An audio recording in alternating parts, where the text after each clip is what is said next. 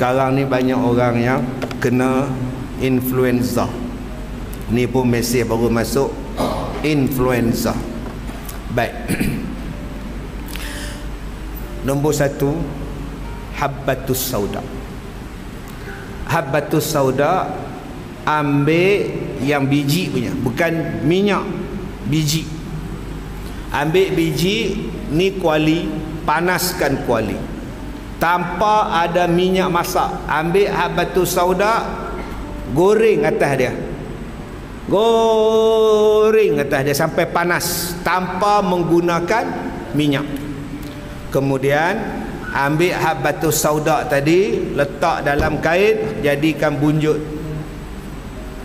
ikat dan seduklah dia. Kalau orang tu tak sihat, duduk di hospital, kena kuarantin, suruh tak kat hidung ni. Kalau tuan-tuan sendiri dia yang influenza, pening kepala, sakit dada, ketat hidung, tak boleh bernafas ni, doa dia apa? Baik, waktu tuan-tuan duduk seduk tu, tuan-tuan baca doa. Baik, ikut saya baca. Bismillahirrahmanirrahim. Bismillahil kabir. A'udzu billahil azim min syarri kulli irqin na'arin wa min syarri harrin nar. Baik, itu doa dia.